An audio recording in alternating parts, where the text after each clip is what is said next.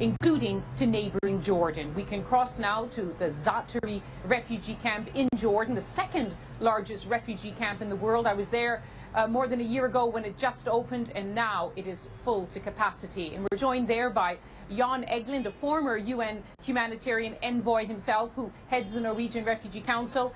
Jan Egeland, you've seen a lot of humanitarian crises. What is the scale of the crisis you've been seeing in Jordan with the refugees that you're visiting there? The scale is beyond belief, really. Here in Zaatari camp, there are more than 75,000 refugees.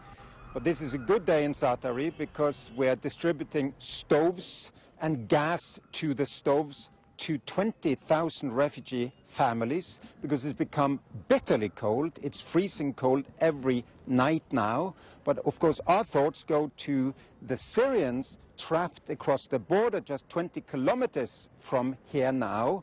The snowing made it impossible for refugees even to flee across the border as they've done every night for so many weeks and months.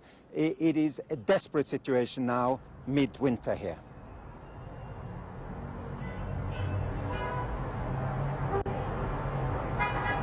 And what do they tell you about their hopes of going home?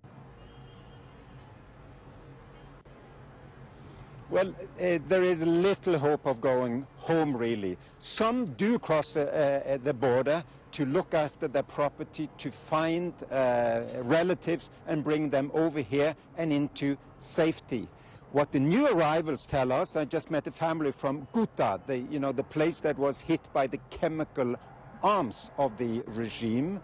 They told us about many weeks of travel through Syria to, in the end, just barely be able to cross the border into Jordan. They tell about enormous suffering from where they come from.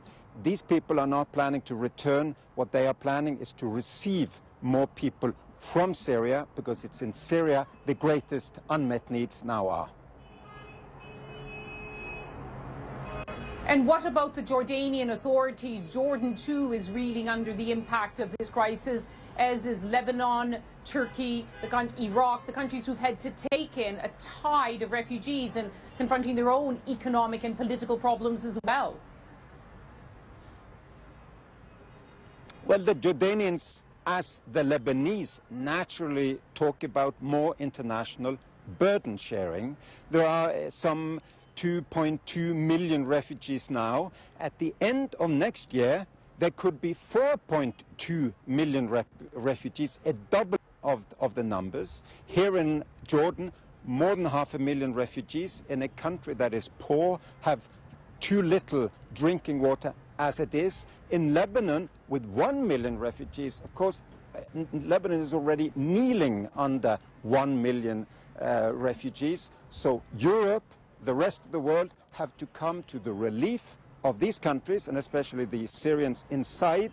They have to receive more refugees, and they have to pay up for this large appeal, but which really is there to meet minimum needs in the neighboring countries, and hopefully also minimum needs inside Syria, where we need an end to the fighting and an end to these atrocities against the civilian population.